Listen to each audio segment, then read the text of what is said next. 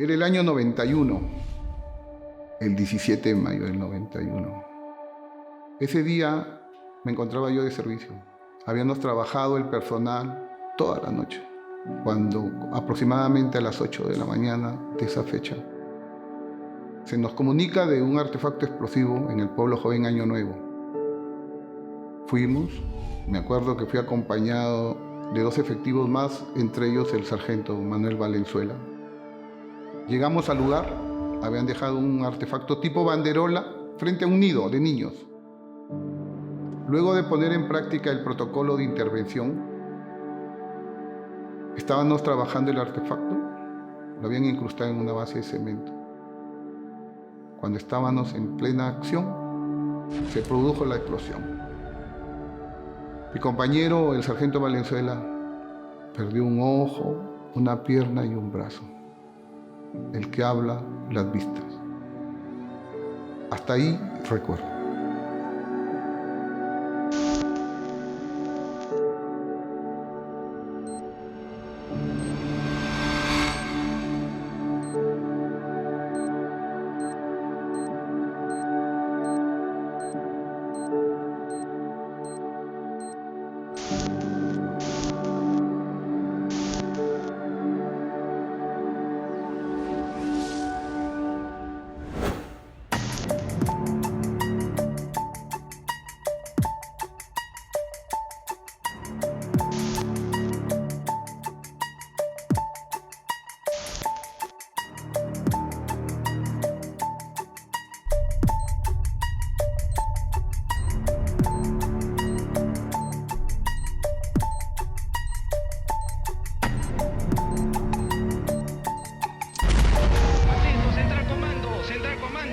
Central comando, apoyo, central comando.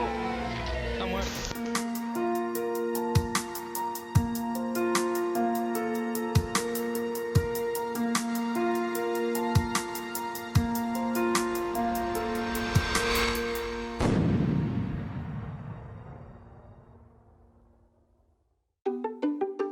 Yo nací el 25 de diciembre de 1965, por eso mi nombre es Mario Jesús, ¿no? Y bueno, 27 años de mi vida los viví en Jesús María. Crecí todo en la cuadra 18 de la Avenida Brasil. Tengo muy buenos recuerdos de aquella época de niño, ¿no?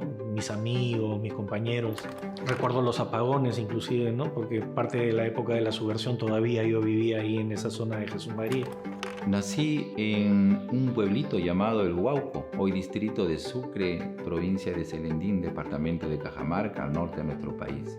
Yo vine a Lima, más bien me trajeron, fue por la salud de mi madre que llegué aquí. Y después de todos esos años, ella falleció cuando yo tuve 6 años. Mi padre regresó a Cajamarca cuando cumplo los 11. Y de ahí pues hice mi vida prácticamente solo con mis hermanas, mis hermanos.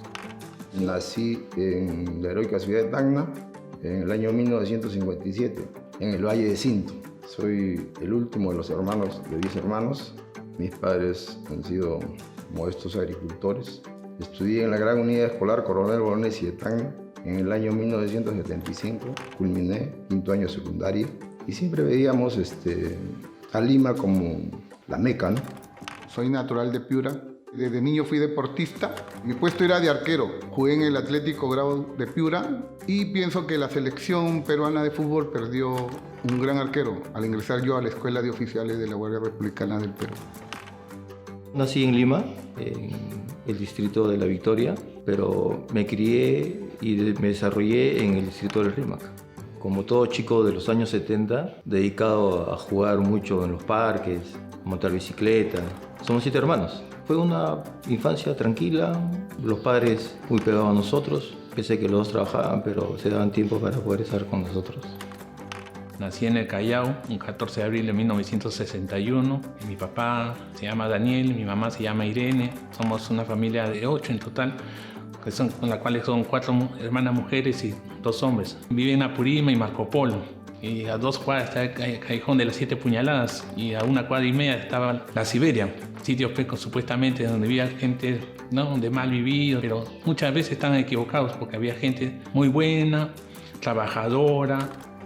Nací en Pueblo Libre, en el hospital de policía, soy hijo de policía. Mi infancia la hice prácticamente en Surquillo, Estudié en secundaria en la Gran Unidad Escolar Ricardo Palma y toda mi juventud, niñez la hice en este distrito populoso que me enseñó muchas cosas de la vida, ¿no? Es un barrio en donde muchas veces los problemas se resuelven con violencia.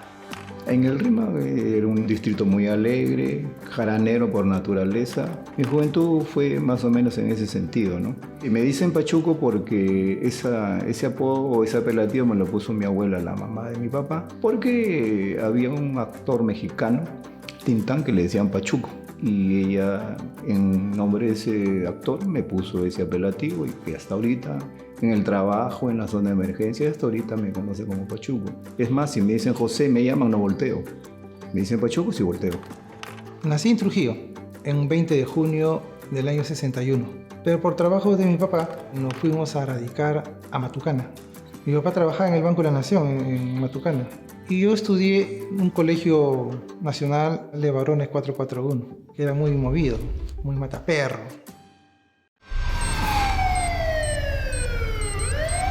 Ingresé el año 86 a la unidad de desactivación de explosivos.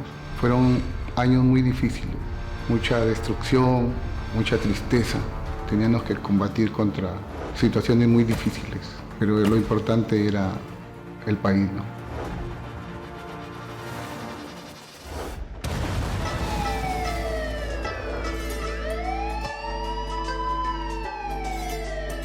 Mi decisión de ingresar a la unidad de desactivación de explosivos fue porque no había personal suficiente para poder luchar contra este flagelo terrorista. Y me dediqué a la desactivación de artefactos explosivos porque para mí fue el medio de poder enfrentar al terrorismo. Yo ingreso a la unidad de desactivación de explosivos el año 85.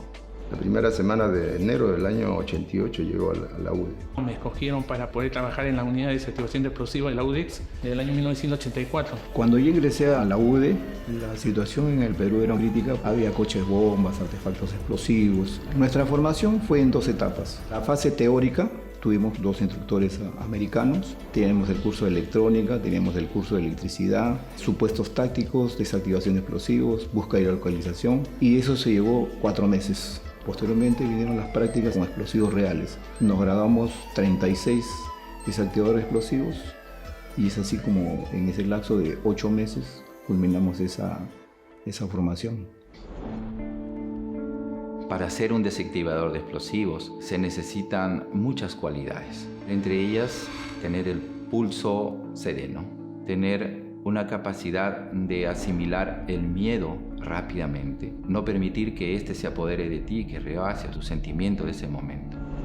Definitivamente tiene que tener la voluntad de trabajar en esta unidad, porque ya como dice nuestro lema, el primer error es el último. O sea, acá no puede haber dudas, no puede haber equivocaciones. Tiene que ser una persona que está 100% concentrada en el trabajo que va a realizar, porque de ello va a depender no solamente su vida, sino la vida de las otras personas que están alrededor o a inmediaciones de donde él está trabajando. Es una preparación física, psicológica y técnica, definitivamente. Había una evaluación y te acuerdas tu capacidad, lo que respondía, pasabas a la siguiente etapa. Y en caso que no culminase, eras separado inmediatamente del curso. Se requería de contar de todas maneras con una preparación física porque un traje antibombas, por ejemplo, pesa 35 kilos. A eso le adicionas otros equipos de desactivación, un manipulador telescópico, más un cañón disruptor. El cañón disruptor, que es un cañón de agua, pesa más o menos 10 kilos. Si bien es cierto, una parte fundamental son los equipos, otra parte fundamental es su inteligencia, su ingenio, su habilidad, su destreza, su tranquilidad para poder asumir el reto de manipular un artefacto explosivo. Un pequeño movimiento que tú realices y que no sea el correcto va a provocar que se pueda activar este artefacto explosivo. Tú te enfrentas a una caja, a una bolsa, a una mochila, pero no sabes lo que tiene en el interior. Entonces es necesario que nada se debe de mover y todo lo que hagas tiene que ser de tal forma de que si se perturba el paquete, por cualquier razón, podría activar el artefacto explosivo.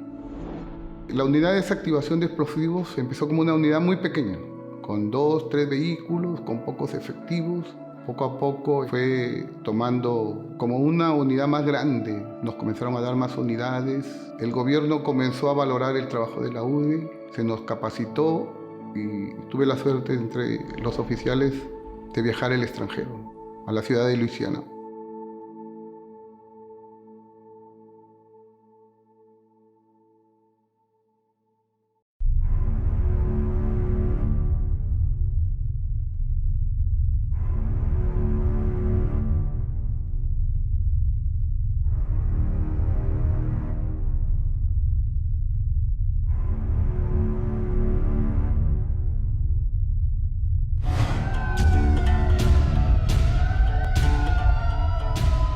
Sendero Luminoso y el movimiento revolucionario Tupac Amaru buscaban tomar el poder a través de las armas,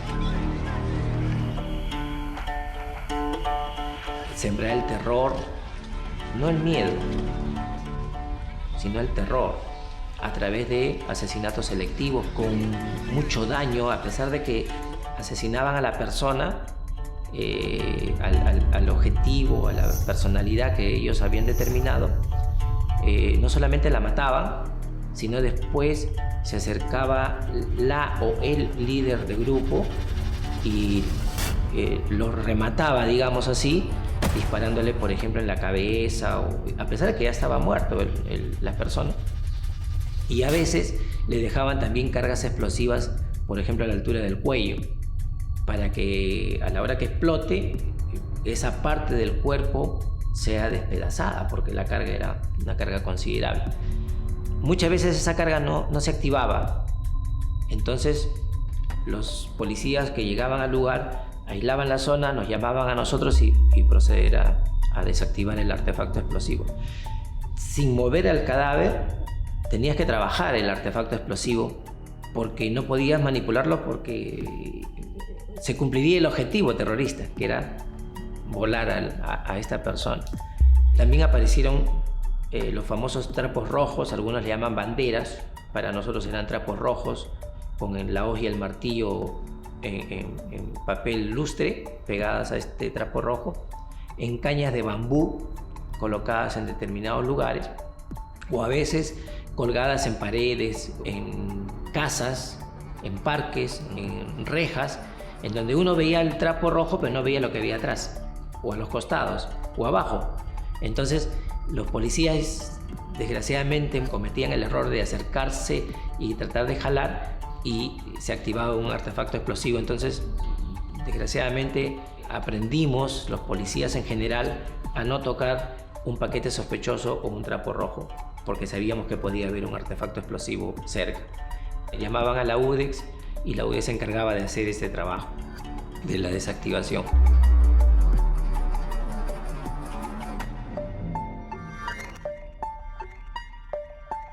Sendero Luminoso empieza a utilizar sustancias explosivas para poder fabricar sus artefactos explosivos, que comúnmente se llamaba ANFO. Tenía un alto porcentaje de nitratos. Eso, combinado con el petróleo, generaba un explosivo de bajo impacto. Y el nitrato de amonio lo utilizaban mucho los campesinos. Con el asalto de los asentamientos mineros, encontraron la dinamita y encontraron las mechas, los detonadores, y pudieron ellos empezar a experimentar de que la mezcla de un explosivo de una velocidad media, que era la dinamita, con uno de velocidad menor, que era el ANFO, podía causar gran destrucción.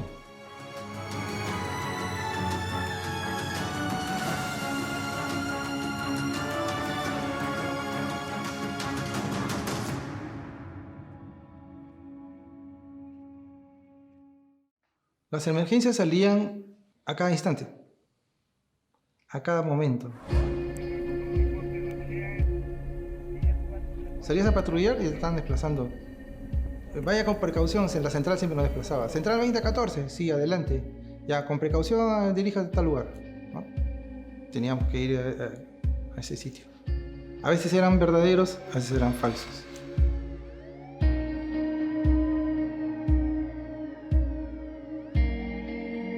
Una patrulla de la UDEX, al momento de iniciar su servicio, teníamos por costumbre sortearlos quién iniciaba primero la apertura de cualquier paquete. Nos poníamos 4 papelitos en el sombrero, chocoloteamos y el que sacaba el número 1 era el primero que iba a atacar el paquete para cualquier emergencia, sea este real o sea una falsa alarma, como nosotros le llamamos. Ya el jefe de equipo sabía quién iba a intervenir el paquete de acuerdo a ese sorteo.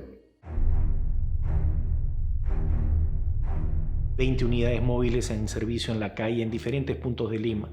Y había momentos de que las 20 unidades a la vez estaban interviniendo en diferentes puntos por llamadas de emergencia de la población.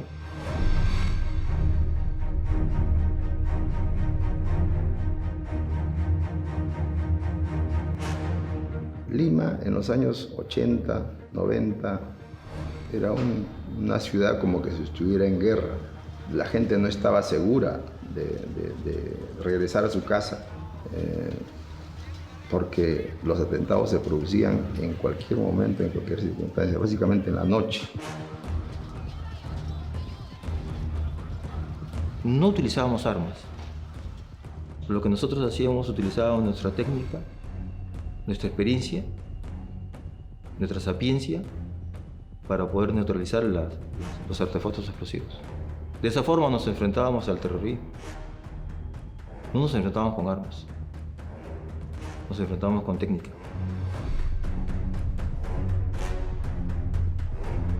En ese tiempo más o menos había desactivado, calculo yo, unos 60 paquetes reales y falsas alarmas incontables.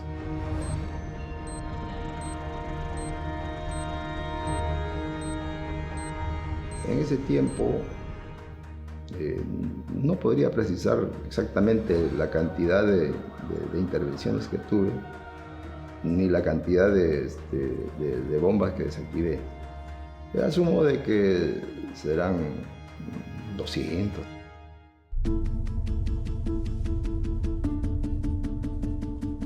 Como desactivador de explosivos, habrán sido cientos, pero reales, en la cual he arriesgado mi vida y hasta inclusive perder la vida o quedar mutilado, habrán sido unos 150.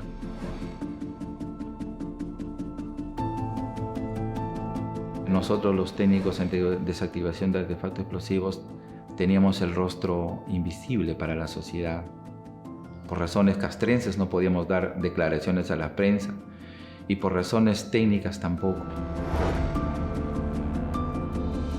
A los 2 días más o menos tuve plena conciencia de la magnitud de mis daños, ¿no? Del daño que había sufrido. Mi mano derecha y mis vistas, mi cara estaba vendada. Ya pude deducir que algo muy grave habían sufrido mis ojos. Recuerdo ese lema, ¿no? El primer error es el último. Entonces, hasta que vino el doctor y me comunicó, ¿no? Que viajaba a la ciudad de Miami, al hospital Bascom Palmer, al estado de la Florida, para ser intervenido. Más de 11 operaciones en el ojo. Ya los doctores me comunican que habían hecho todo lo científicamente posible. Bueno, fue así, ¿no? Retornamos al país.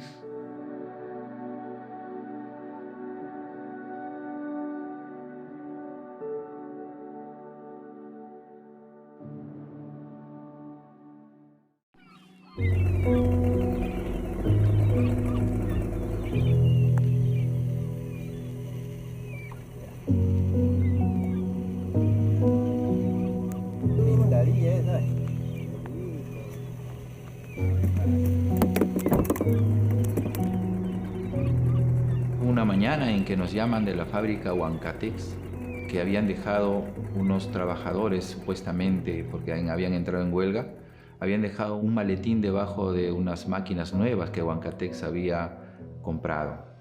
Nos apresuramos al lugar y después de hacer la inspección técnica se pudo encontrar un maletín. Al momento de adoptar la posición correcta para hacer esta inspección, tuve que hacer una apertura técnica con una navaja a este maletín y pude ver que al interior habían unas latas, que encima de las latas había algo así blanquecino como azúcar. Hago la apertura un poco más para poder ver. Descubro que había un frasco pequeño de esos de medicina, volteado. No lo pensé más, abro todo el maletín, retiro este frasco y cuando lo hago goteo en el piso y comienzo a hacer espuma, es el ácido sulfúrico. Me demoraba un segundo más en hacer esto y ya no estuviera dando esta entrevista. Habían 8 latas en cuyo interior había más o menos unos 600-700 gramos de dinamita y la parte de arriba pues era el clorato de potasio, ¿no? Que en combinación con la otra sustancia que les nombré pues crea fuego. Esto iba a incendiar los detonadores que estaban dentro, iba a explosionar, obviamente causando daños terribles, ya que la fragmentación de los metales causa daños a los demás por la onda expansiva y explosiva que pueda darse. Eso fue Huancatex.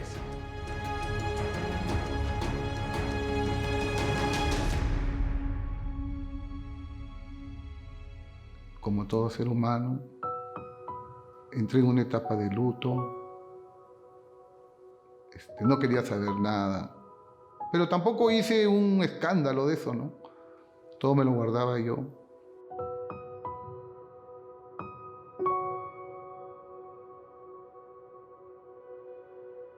Mi niña tenía 6 años, Jennifer. A ella la dejé. Ahí se me ha congelado la imagen de ella, a los 6 años. Y mi esposa estaba embarazada de 5 meses. A mi segundo hijo no lo llegué a ver.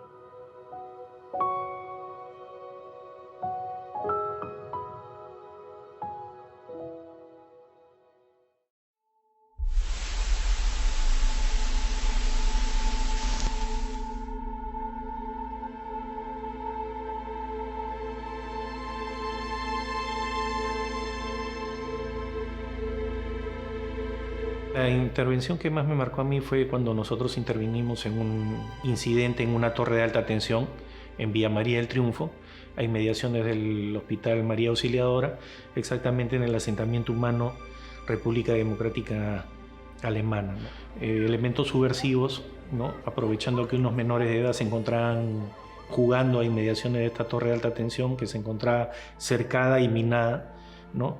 Lanzaron la pelota de estos niños al interior y una de las criaturas, en su inocencia, pasó el cerco, ingresó para sacar la pelota y pisó una mina. Ahí es donde nos comunican la emergencia por la central de Radio Patrulla. En el trayecto nosotros solicitamos para ver si había algún diagrama, algún mapa del minado de esas torres, porque ante los constantes apagones que se daban en esas fechas, se optaron por minar las torres de alta tensión. La criatura estaba herida y había que tomar algún tipo de decisión. Entonces, con mi compañero y mi promoción Antonio Parra, decidimos ingresar a ese campo minado sin ningún diagrama ni mapa, sino ir y rescatar a esa criatura para poder salvarle la vida, ¿no? Y utilizando las técnicas y los equipos que teníamos a la mano, fue que tomamos la decisión de ingresar y rescatar a ese menor de edad.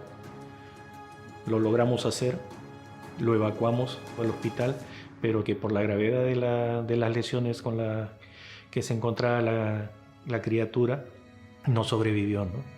Ahí sí sentimos pues una gran frustración, porque se había perdido una vida humana, ¿no? Inocente.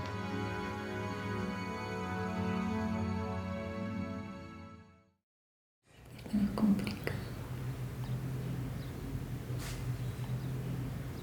Con una mano era. Estoy con una mano, señor. Primera vez que vas a perder, creo.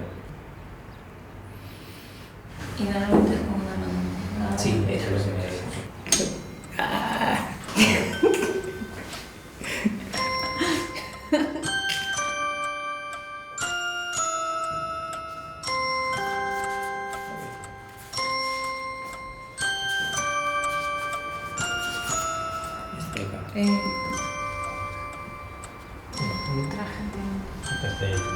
Uno de los artefactos que más me marcó la vida, que me hizo pensar mucho en el riesgo que corre un TEDx, fue el mismo día que explotó el coche bomba en Tarata.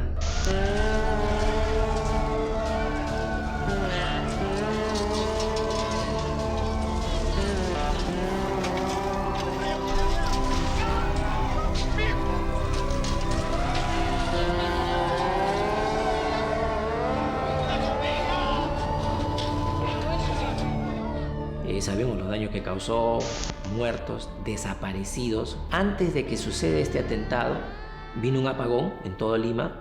Ni bien se produjo el apagón, yo estaba por la zona de Surco, nos avisan de que estaban atacando la comisaría de José Carlos Mariátegui en Villa María del Piura. Entonces me movilizo al lugar. Cuando llegamos, encontramos que ya se había repelido el ataque porque era un ataque terrorista. Se habían lanzado granadas de mano caseras, las encendían y las lanzaban para que en 3 segundos o 4 segundos se active la carga. Se recuperaron artefactos explosivos que no habían detonado, los desactivamos, éramos más o menos 6 a 7 tedas que estábamos en toda la zona, era una zona muy alta, y se me acerca un efectivo de la policía y me dice: mi capitán, hay un carro acá a 2 cuadras que está con las luces prendidas y el motor encendido y no hay nadie. Y yo estaba trabajando un artefacto y tomando la distancia de seguridad le dije que me esperara porque teníamos que neutralizar ese artefacto. A ver, vamos a ver. Y cuando uno llega, verifica los alrededores del vehículo de que no vaya a haber ningún tipo de trampa. Efectivamente estaba con las luces prendidas, el motor encendido y no se veía nada en el interior. Era una camioneta tipo combi, Volkswagen, ¿no? Me acerco y miro a través de la luna y veo 4 sacos, en la parte superior 4 sacos de nylon, esos que se utilizan para embalar arroz, y 2 mechas largas que daban hasta el asiento de adelante. Y cuando miro más detenidamente veo que no eran 4 sino eran 8, porque 4 estaban abajo y 4 estaban encima, y se veía que era mecha. Entonces comunico a mi gente, comunico a los otros efectivos policiales que estaban por los alrededores que tomen su distancia de seguridad, que se alejen lo más que puedan, porque yo calculaba, esos sacos tienen 50 kilos aproximadamente de contenido. Por 8 sacos estamos hablando de 400 kilos. Entonces ya había explotado Tarata y desde lo alto del cerro nosotros vimos el hongo de fuego que se formó por la explosión. Aperturamos el carro con las técnicas apropiadas, verificando de que no haya atrampamiento a la hora de abrir las puertas que puedan activar el artefacto explosivo. A primera impresión, anfo casero. Para que reaccione ese anfo se requería de explosivo industrial que sea potente. En este caso ellos utilizaban dinamita y a esa dinamita nosotros le denominamos booster o reforzador. Ese booster teníamos que encontrarlo porque ahí estaba el sistema de iniciación, y si explotaba el sistema de iniciación, explotaba el booster, automáticamente los 400 kilos también explotaban en milésimos de segundo. No nos daba tiempo ni siquiera de 1 segundo la explosión. Entonces teníamos que determinar que no hayan más trampas, que se podía intervenir, retirar los sacos de la parte superior y poder intervenir el booster y poder desactivarlo. Hay un pequeño vacío en donde tú tienes que tomar la decisión. ¿Intervengo yo o interviene otro? Pero era mi caso. Yo había llegado, yo estaba al mando. Tenía el tema de que a mí me habían avisado del carro, no a otro desactivador, sino a mí. Yo fui el primero en llegar, yo fui el primero en evaluar, entonces creo que me correspondía a mí intervenirlo. Y después viene la fase, ya cuando comienzas a preparar tu equipo para trabajarlo, comienzas a pensar y ves a tu familia. Mi hija nació estando yo en UDEX y tendría pues menos de 1 año. Entonces tú piensas en ella, ¿no? ¿Qué pasa si me toca a mí en ese día? ¿Cómo queda ella? Pero también está la responsabilidad. A nosotros nos preparan y nos forman dentro de la carrera policial para liderar, para comandar. Y el liderazgo se demuestra y se enseña también con el ejemplo. Entonces, no podía demostrar a mis compañeros, mi familia, de los TEDAS de la UDEX, a decir, tengo miedo, o no puedo hacerlo, o que lo haga otro, o porque no me puede pasar algo, mejor háganlo ustedes. Y el cargo de conciencia después, si es que le pasaba algo a alguno de mis compañeros, ir a ver a su familia, no sé, no me cabe en la cabeza una idea como esa. Así es que tomé la decisión, dejé de lado los pensamientos de la familia porque son una muestra de que puede interferir en mi decisión, en mi trabajo, y solamente me aboqué a mis conocimientos técnicos.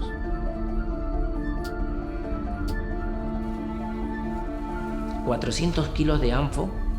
La explosión de ese artefacto explosivo, por más traje antibombas que yo tuviera, me hubiera costado la vida y quizás no hubieran encontrado muchos restos de mí, ¿no?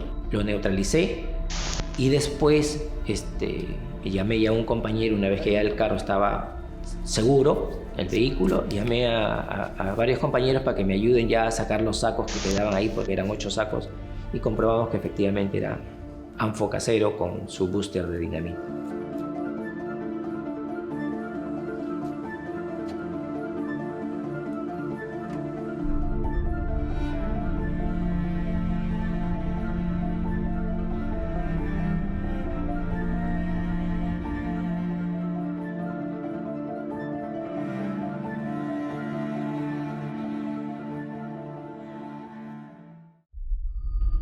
Posteriormente, la semana de Tarata, hubo muchos atentados terroristas en Lima.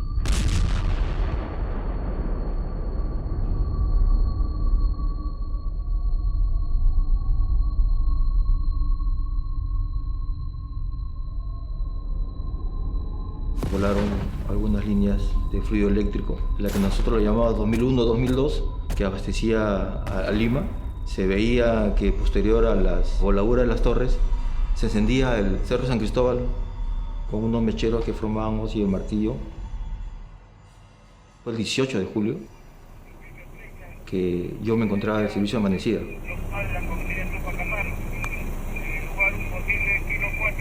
Y me envían a que atienda una emergencia muy cerca de la comisaría de Comas. La 284 cerca del punto, conforme me dijo la ubicación. El radiooperador nos iba informando de acuerdo a lo que él preguntaba por la llamada telefónica, sacaba una información que para nosotros era muy valiosa y podríamos ir analizando en el transcurso desde que recibíamos la llamada hasta que llegamos al lugar en qué escenario íbamos a trabajar. Nos comienza a informar de que había una cúster que se había chocado contra una barrera que ponía la comisaría de Comas. Ya nosotros teníamos conocimiento de que Sendero Luminoso, antes de abandonar el vehículo, ellos encendían las mechas, el sistema de iniciación del artefacto explosivo, chocaba contra el objetivo un determinado tiempo y explosionaba y nadie quedaba vivo en el lugar. Entonces ya teníamos conocimiento de que si era una característica de ese tipo de atentado, es muy posible que el que íbamos a la emergencia era similar. Entonces yo le digo a mi tripulación, éramos 3 en ese momento, que yo iba a intervenir. Entonces le digo a mi técnico de desactivación número 2, que me asistía, que saque la caja de herramientas que me iba a acercar hacia el vehículo.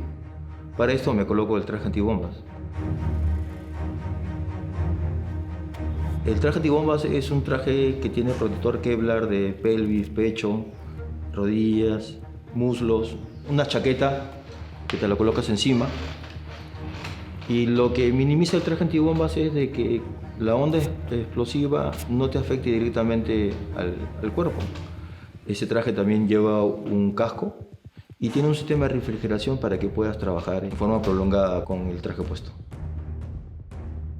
Entonces me pongo el traje antibombas y me acerco hacia la cúster.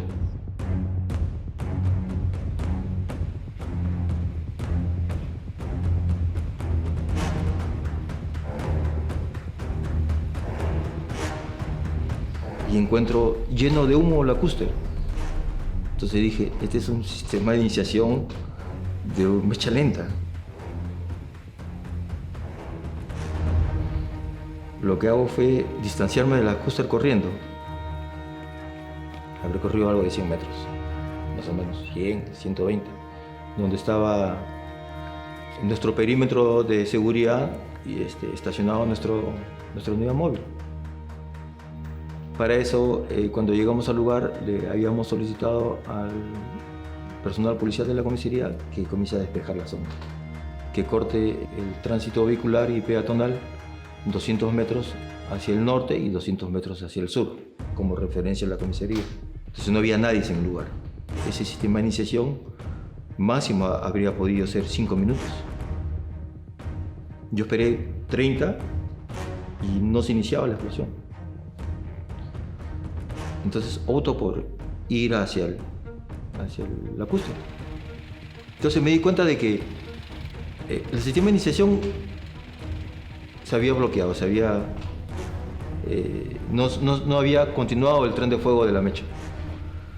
Entonces sigo la línea de la mecha lenta y llego a lo que nosotros le llamamos un booster, que era una carga de dinamita de aproximadamente 2 kilos a 3 kilos de peso, donde ingresaba esta mecha y había 3 detonadores envueltos alrededor del detonador principal que llevaba la mecha, como especie de reforzar la explosión inicial del detonador para que se excite toda la masa explosiva y esa a su vez excite a todo el anfo que estaba encima de esa carga.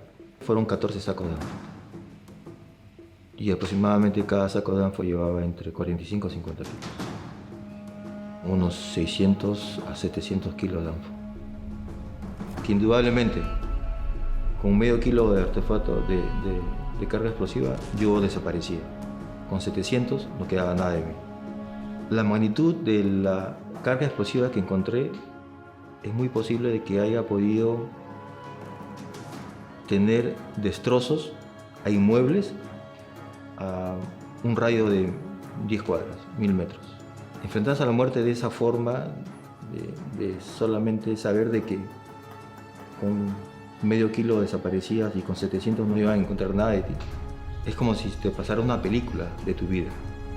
Y eso te iba generando que la adrenalina te iba subiendo, a tal punto que cualquier intervención real de bomba terminabas con el uniforme completamente hecho un paño lleno de agua, ¿no?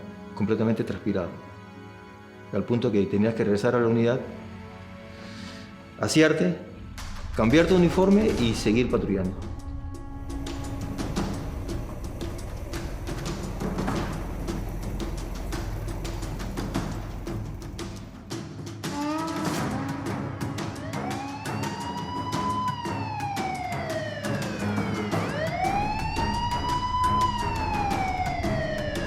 Mientras ellos colocaban los explosivos, nosotros atendíamos las emergencias.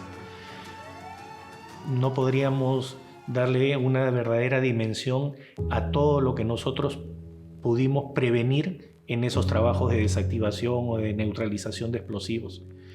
A lo que más se le dio publicidad fue a la parte negativa, ¿no? O sea, lo que ellos podían hacer detonar en su momento.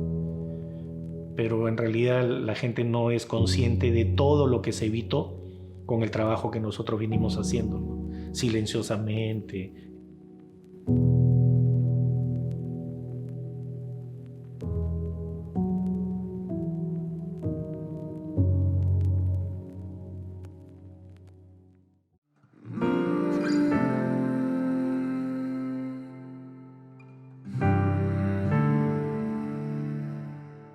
Tengo una tía que era como una madre para mí, mi tía Carlota, que en paz descanse. Ella una vez me dijo, al verme, ¿no? Me dijo, hijo, no le preguntes al Señor por qué, sino para qué. ¿Por qué te he dejado en esta viña? Y eso caló muy hondo en mi corazón. Porque comprendí que tenía que, primero, sacar adelante a mis hijos, ¿no? Y segundo, porque yo tenía que ir a la unidad de desactivación de explosivos, tenía que entrar a mi cuartel, entonces tenía que reflejar la imagen, no la de un hombre vencido, sino la de un guerrero, ¿no?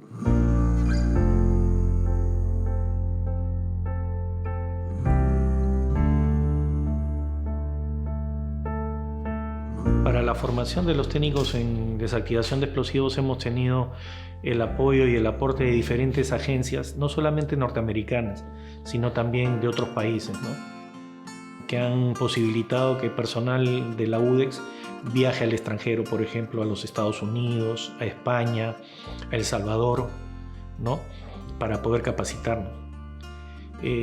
Experiencias con participantes de otros países, de otras realidades, porque en Sudamérica la mayor experiencia está en Colombia y en Perú, que son los países que más han sufrido el tema de la subversión.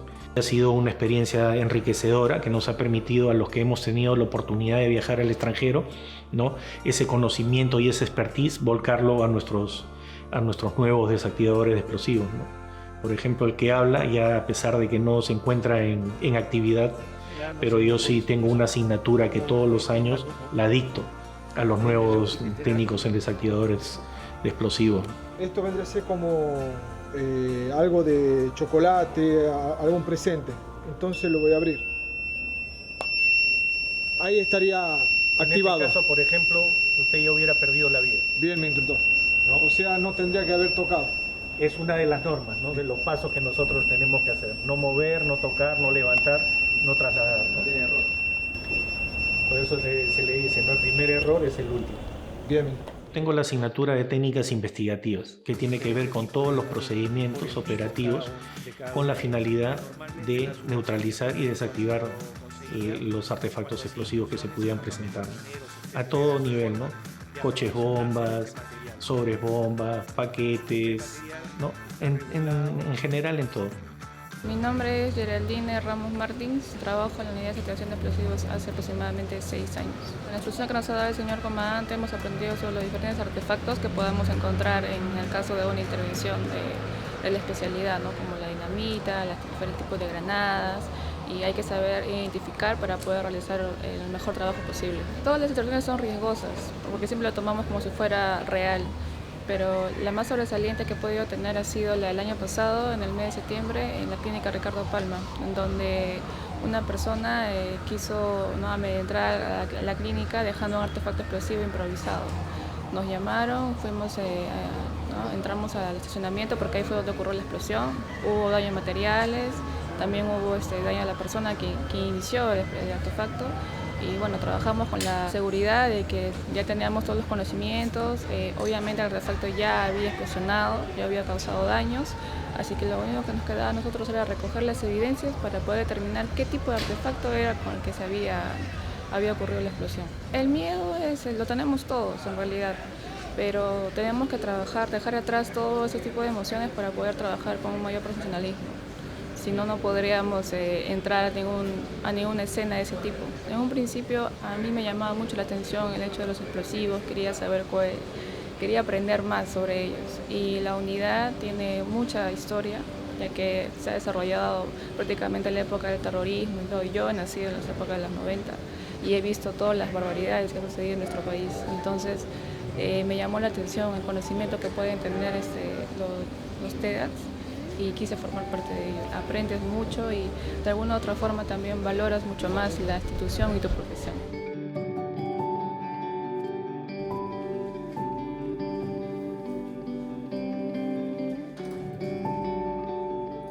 Mi nombre es Janet Jacqueline de Dios Silva. Nací un 14 de abril del año 1973. Actualmente tengo 46 años. Decidí entrar a la policía por vocación. A los 12 años o menos viví el tiempo del terrorismo y que se iba la luz y escuchaba las bombas o los coches bombas que explotaban en ese momento y la luz se iba. Entonces era vivir en pánico, era vivir en miedo y me abrazaba mi papá y mi mamá, ¿qué es lo que está pasando? No podemos salir, me decían, porque hay peligro afuera. Entonces era vivir en zozobra, porque todas las noches siempre sonaba boom, boom, en el centro de Lima, coche bombas. Cuando ya ingreso a la policía y dije, bueno, yo he vivido esto de pequeña, ¿por qué no puedo ser una desactivadora de explosivos, no?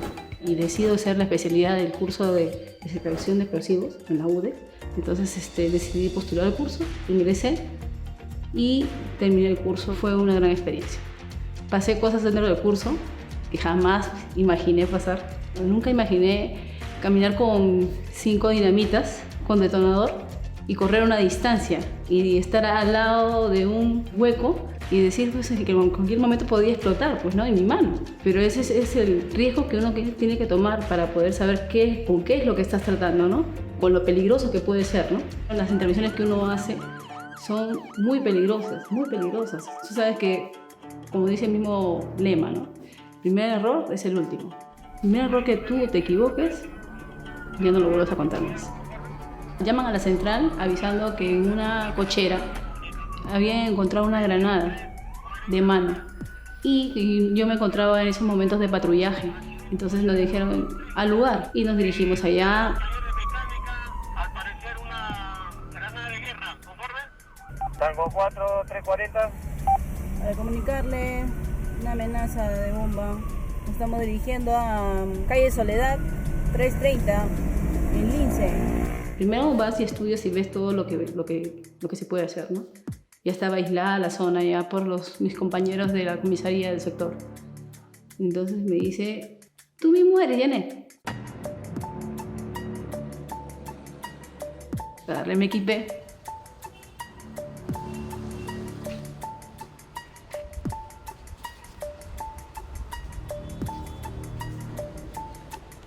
Atenta, Pereira.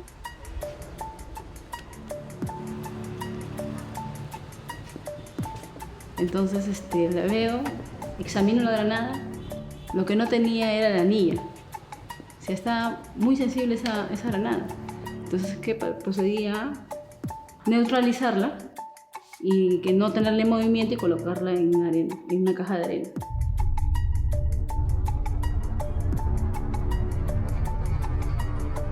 Pero en ese momento que yo iba a poner la granada, sentía que todas las imágenes de mi familia pasaban así como si fuera una película. Decía, Dios mío, así segundos. Aquí puedo morir, me digo, ¿no? Porque esa granada está tan sensible que puede explotar aquí mismo, en el momento que lo estoy cogiendo.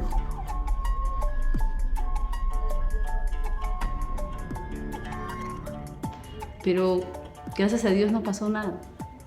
La estabilizamos, la colocamos ahí en la caja de arena. Salí con la caja de arena y me la recibió mi compañero. Pero sí, le digo, me sentí, pero que mi IVA se iba ahí, en ese momento. Eso es lo que voy a hacer.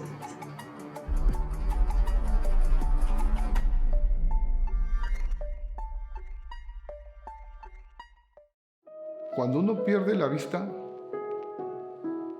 pues es uno de los sentidos por donde más aprende, ¿no? Prácticamente el 98% de los conocimientos y habilidades es por las vistas.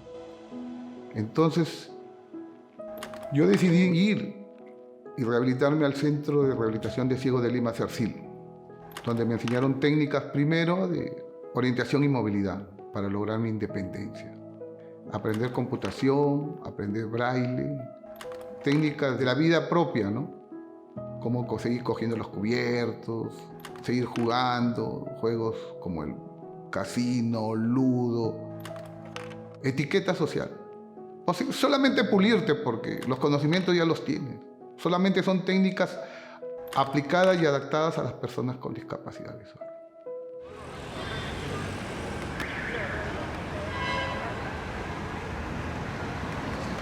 Incluyó orientarme con el bastón. Yo tenía que seguir viviendo, ¿no? Tenía que seguir haciendo mi vida lo más normal. Ahora, gracias a Dios, puedo tomar un micro, el metropolitano.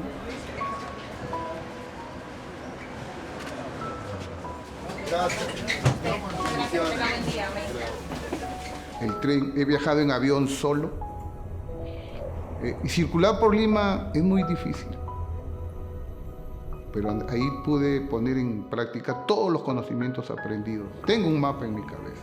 Entonces, cuando voy a un sitio, lo primero que hago es acopiar información y tratar de orientarme a través de los vehículos, preguntando y llegar al objetivo.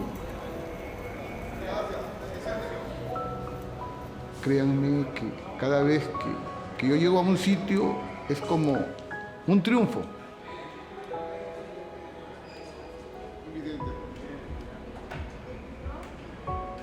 Es un triunfo que por lo general no lo explayo ni lo doy a conocer, pero para mi interior sí, ¿no? Es un triunfo. Para mí es muy importante y algo muy que me reconforta, ¿no? Poderme seguir desempeñándome solo.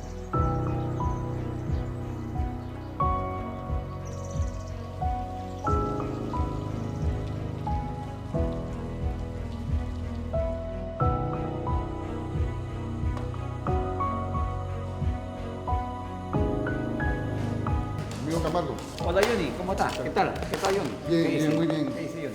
Quiero que me apoyes, he venido a leer el libro El Principito. A ver Johnny, toma asiento acá. Ya, muy amable.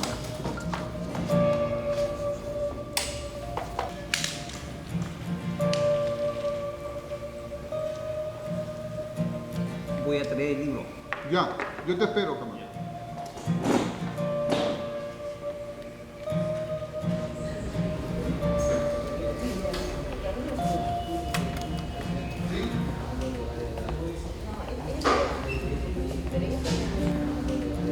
Johnny, Camargo. Johnny, Sí, Camargo. aquí está el libro. El Gracias. Principito. ¿Sabes? Hace tiempo he querido leer este libro por el profundo mensaje que contiene, que dice que solo se puede ver bien con el corazón y lo esencial es invisible para los ojos. Ah, muy bien Johnny, luego me contarás pues la lectura. Por supuesto. Johnny. Ya, amigo Camargo. Te dejo. Ya, gracias.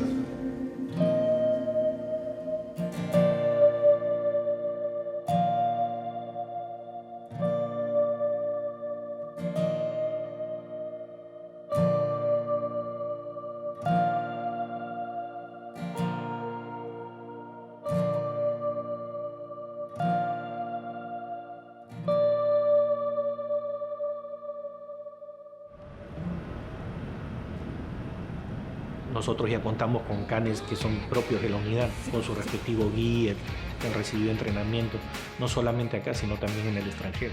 Es un binomio el que trabaja ahí, el can y el técnico en explosivos.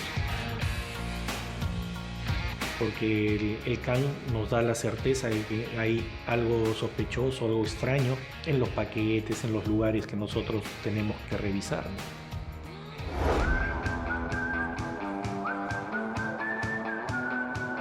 Lo que se hace es trabajar con el can para que asocie los olores de las diferentes sustancias que se utilizan para esto de los explosivos, llámese dinamita, TNT, C4, C3, etcétera, ¿no? Diferentes tipos de explosivos en sus diferentes presentaciones, y ellos lo que hacen es asociar ese olor de esas sustancias con el trabajo que están haciendo de búsqueda, registro.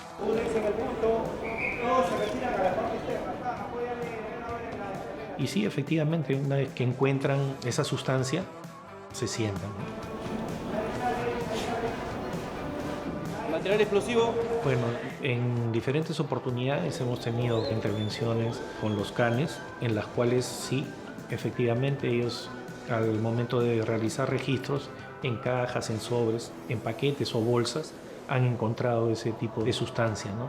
Y que la que nos ha permitido a nosotros trabajar con mayor precaución al momento de desactivarlo, de neutralizarlo.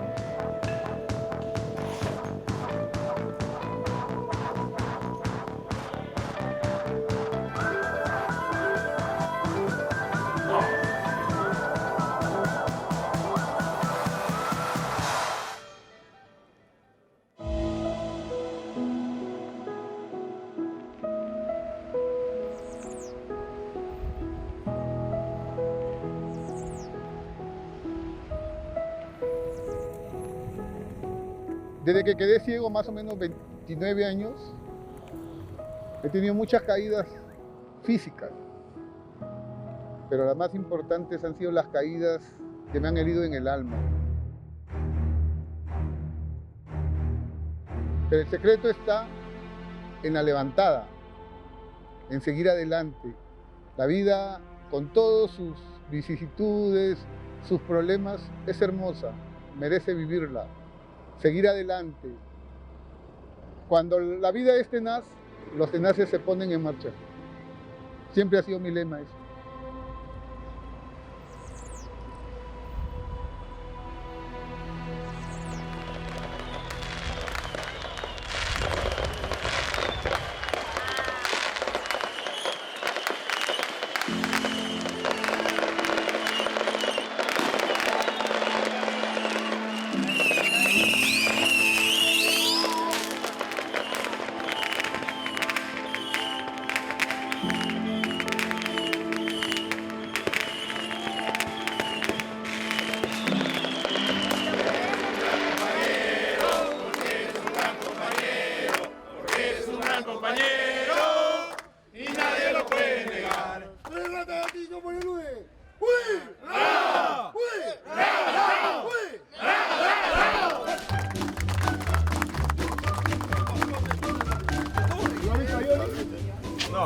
escuchando. No te creo. Johnny, ¿No sientes el tubo?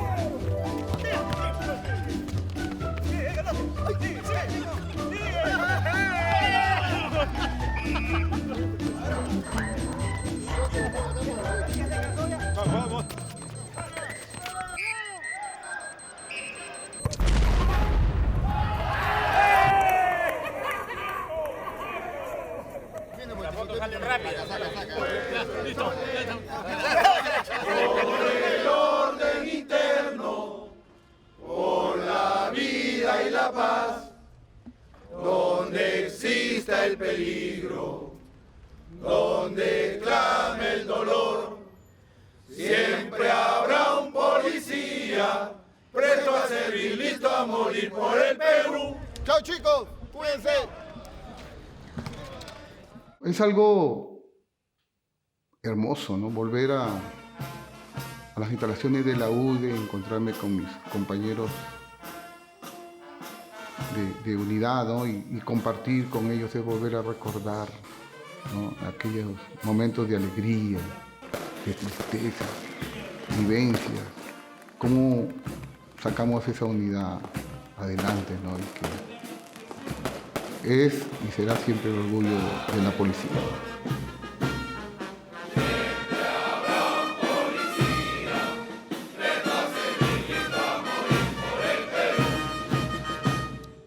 En el tiempo que vivimos la época del terror en el Perú, especialmente los años 80 y 90, vi muchos amigos fallecer, vi colegas fallecer, vi muchos amigos quedar mutilados, ciegos, muertos, ¿no? Y lo que quería tratar de sacarle un mensaje a esto es de que nunca nos dimos por vencidos. Pese a que teníamos muchas dificultades, pese a que teníamos muchas carencias logísticas, nunca nos dimos por vencidos. Siempre pusimos el pecho. Hay muchos amigos míos que ya no están, que estuvieron con nosotros en esa época, que también son héroes anónimos. Nosotros luchábamos porque nuestro país sea libre. Cuando uno toma decisiones en la vida, muchas veces nos han preguntado si volverías a hacer lo mismo. Yo sí, si tendría la oportunidad de volver a nacer, pediría nacer en el Perú. Si me dirían que volviera a tener la misma madre, el mismo padre, claro que sí. Si me volvería a casar con la misma mujer con quien llevo ya más de 30 años, claro que sí. Y si alguien me preguntaría si yo tuviera la oportunidad de elegir de ser nuevamente miembro de la Unidad de Desactivación de Explosivos, claro que sí. Sin dudarlo, un solo instante. Volvería a vestirme de azul.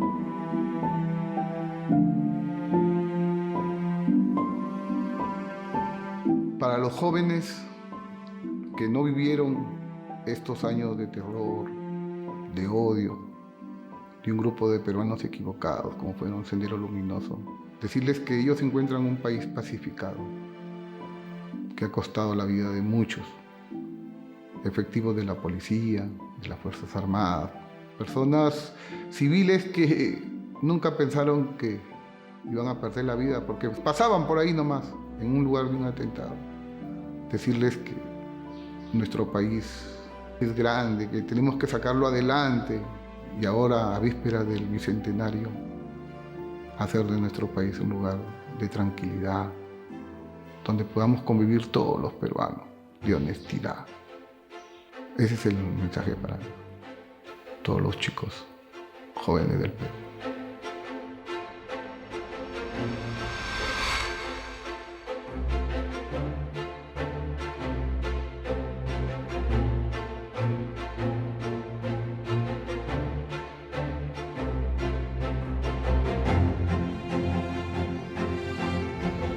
Saludos de frente. ¡Luego! Un minuto de silencio a nombre de la promoción Waldo Cuba Retamoso.